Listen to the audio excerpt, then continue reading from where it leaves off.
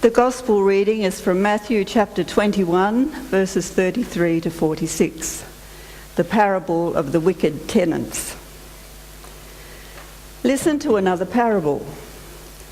There was a landowner who planted a vineyard, put a fence around it, dug a winepress in it, and built a watchtower. Then he leased it to tenants and went to another country. When the harvest time had come, he sent his slaves to the tenants to collect his produce. But the tenants seized his slaves and beat one, killed another, and stoned another. Again, he sent other slaves, more than the first, and they treated them in the same way. Finally, he sent his son to them, saying, "They will respect my son." But when the tenants saw the son, they said to themselves, "This is the heir. Come, let us kill him and get his inheritance." So they seized him, threw him out of the vineyard, and killed him.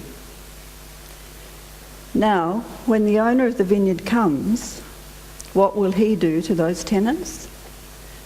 They said to him, "He will put those wretches to a miserable death and lease the vineyard to other tenants, who will give him the produce at the harvest time."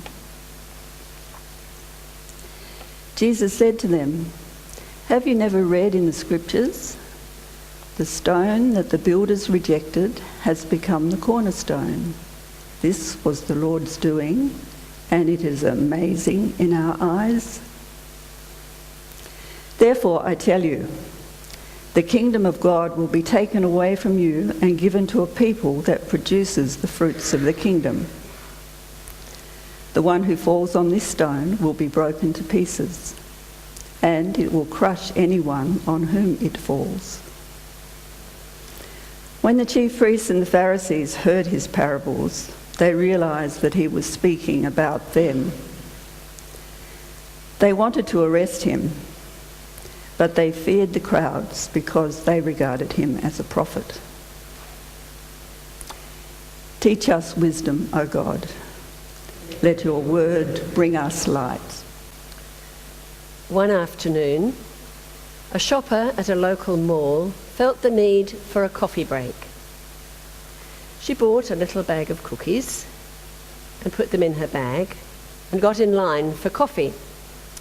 She found a place at a table, took out a magazine and began to read, and sipped her coffee. Across the table sat a man reading a newspaper. She reached out and took a cookie. As she did, the man across the table reached out and took one too.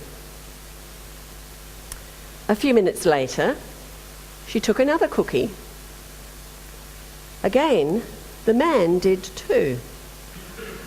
So now she was getting a bit upset, especially since there was only one cookie left. Apparently, the man also realised that there was only one cookie left, because he took it, broke it in half, and offered half to her, and then proceeded to eat the other half himself. Then he smiled at her and got up, put his paper under his arm, and walked off. She was really steamed up by this time. Her coffee break was ruined. She folded up her magazine, she went to put it in her bag, and there she discovered her own unopened bag of cookies. All the time she'd been unwittingly helping herself to the cookies of that very gracious man. Actually, it was he who had every right to be offended, because she had taken what belonged to him without asking and without even acknowledging with a word of thanks. My aim this morning is to help us to recognise the delusion of ownership. Whether we find it or not may well depend on how much of a slave we've become to the delusion, because delusions don't usually yield easily to a dose of reality.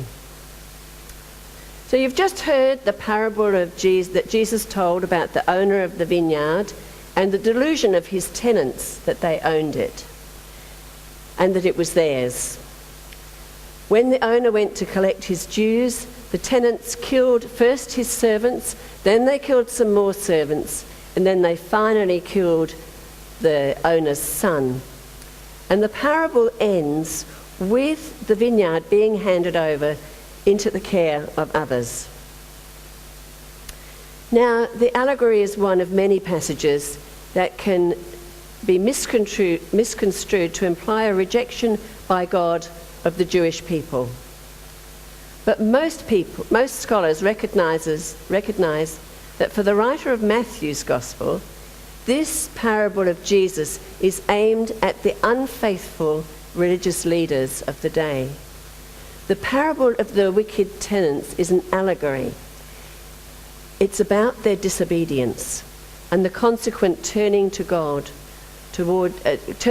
God towards a new people. So the setting in Matthew's Gospel is, the implication is, that the sacred mission for healing of the world is now going to be handed on to the followers of Jesus. So that's where it is in the actual Gospel reading. But parables have a way of speaking to different generations in different ways. And one way of interpreting it is to put the Christian church today in the position of being the tenants. And then the parable begins all over again. Now the church is responsible to God for the harvest in the vineyard. And we have a mission to fulfill. Yet we don't own either the church or its mission. God alone is the owner, and we have to give an account for our stewardship. Now, at one point this week, I was going to go down the road that I've just mentioned about the church, and then I changed my mind and decided to go in a different tack. But I've got one thing I want to say for the church at the moment, because I understand that a number of you are doing the study Pilgrims in a Changing Landscape at the moment, and looking at how the church might evolve and what is our stewardship of the church now, and the way in which we hand it on. And this week I picked up the last month's New Times, which of course I hadn't read because I was away, and I was so encouraged by an article on page 10 called The Next Generation. And there's 3 young lay people, young students, a lay leader, a candidate ministry, and a minister of the word, talking in a dining room. And they have come up with 5 things that they want to say about the next generation. So I'm not going to read the article. I commend it to you. They say that there will be future generations of the Uniting Church in Australia. That they seem to be quite sure of, and there's an explanation of that. Then the second one is that it will look different, but that's okay. And so they go through the way in which some things might fall by the wayside and some important things are carried forward. The third thing is, they say to our generation, please pass on more than an institution. And then go on with that. The fourth thing is, thank you. And so as they tackle the next generation leading the church, they feel themselves to be incredibly blessed. And then the last one, number 5, is you can trust us and we plan to pass it on. So I felt very encouraged when I read that, I think it was Monday or Tuesday, and I thought, yes, that's what my sermon's going to be about this week. But then it changed, as it does. But I just wanted to bring that to you there, so we'll move on. Because today I want to talk to you, I want to focus on the way this parable speaks to us all about the issue of our place in the environment. The bottom line of the parable is clear. God is the owner who has built up this world from nothing.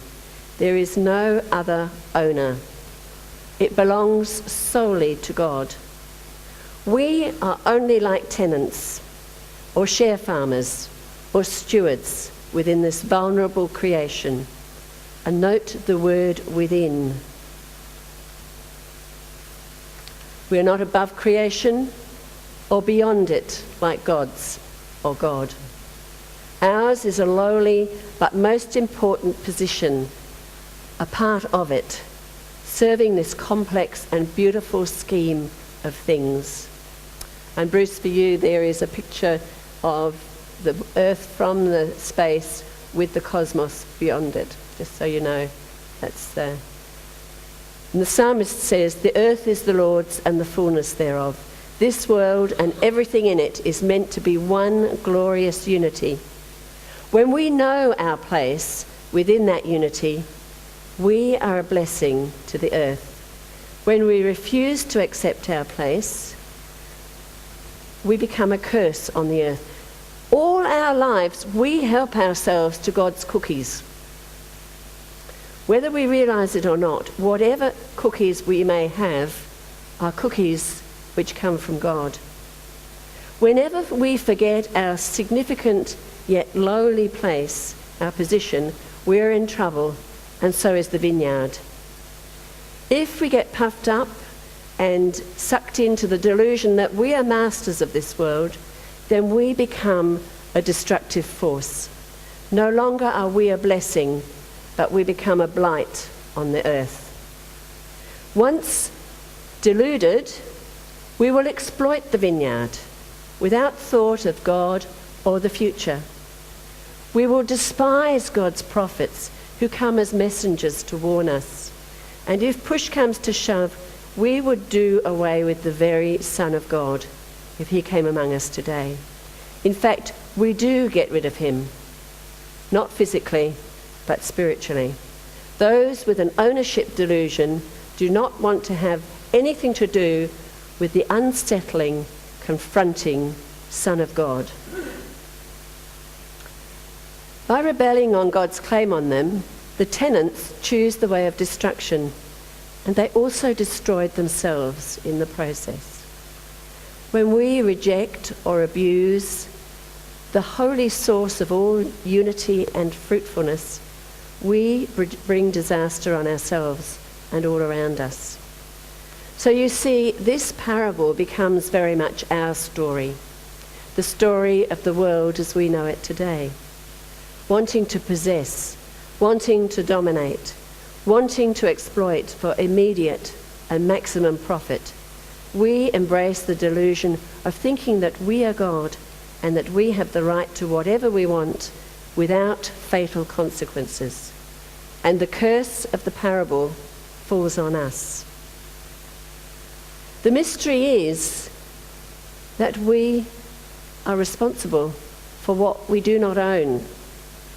For example, if we are parents and have children, we are responsible for them, but we don't own them. If we have a house, even if we have the title deed of that, which says that we own it, we will not live in that house forever. We are only passing through as a lingering guest. We are responsible for the house, but we don't own it in any permanent way. It will either be still there when we die or it will crumble around us. And the life of our body, the air that we draw into our lungs, the beating of our heart, we have this life and we are responsible for it, but we don't own it. We don't possess it. We only have it as a temporary gift, a trust from the source of life. Within all aspects of life, we are tenants, stewards of what has been entrusted to us. What I'm trying to express is not that we should devolve ourselves of responsibility. We're not to throw up our hands in despair and leave it all to God. The tenant or the steward has responsibility to make decisions, to plan for the future, to try and produce the best vintage that this earth can provide. The world is not ours, but God's. We are placed here as the tenants, the privileged share farmers, the stewards of God, not to dominate the earth, but to cherish and care for it. And so we must use all the discipline and insights of modern science, all the appropriate technology we have at our disposal, in order to better understand and more carefully care for our precious environment and its fruits. Now, in another life, back in the 80s, I was a member of the Women's Electoral Lobby and their environmental group. And in those days, we were lobbying for the state government to take recycling seriously. And we do. That's come to fruition. Peter and I have just come back from a holiday in Europe, and we saw how climate change and environmental issues are being taken seriously, most particularly in Austria and in Germany, where there is a real focus on renewable energy sources. And we saw so many wind farms and solar farms, and it was very, very encouraging. There was an article in Friday's Age on comments made about Australia's global warming policy by the climate change advisor to the German Chancellor Angela Merkel. And his name is Professor Schönenhuber, and I haven't got the whole article here, I've just taken some of it. And he said in The Age, Tony Abbott's championing of the coal industry is a suicide strategy. Instead of backing away from policies such as Australia's renewable energy target, the Abbott government should be exploiting Australia's enviable position as the country with the biggest potential to produce renewable energy. He said this was especially important when Australia was one of the continents most vulnerable to the effects of climate change, which would hit the country in the form of unprecedented heat waves, fire and coral bleaching. And there's a lot more to the article than that, but I just picked out that bit. In today's notices, as was already pointed out, you're encouraged to sign a monster petition about climate change to be delivered to the House of Representatives on the 8th of November. And the details and copies are in the hall during coffee time. And I encourage you, if you haven't put your name on that and you feel so moved, to do so. In the cookie story that I started with, there was no element of judgment. But in today's parable, in the story that Jesus told about the tenants, they were held accountable for their actions. And Jesus made it clear that his listeners had pronounced harsh judgment upon themselves. All of us, and I mean all, have been at least partially brainwashed by the ownership lie. All too frequently, we live by the delusion rather than by reality, as revealed by the Galilean teller of parables. Our conversion should and must be a continuous process. The more we let both the word and spirit of Jesus and the law into our thinking, feeling, planning and working, the more we will find ourselves on the path to healing, and at the same time bring some healing to a torn and sorry creation. Now, the first time I saw that picture from space, it's not this one, that's not there at the moment, but you remember the one came from when the astronauts first went to into space, and they took that picture, which became for me that beautiful gem of blue and white that was in this darkness, and I have just held so dearly in my heart ever since. I just love this picture. Now, I couldn't find that one on, it's probably copyright, but this one was copyright free, and this has the wider cosmos behind it. American Chief Seattle said, "Man did not weave the web of life. He is merely a strand in it.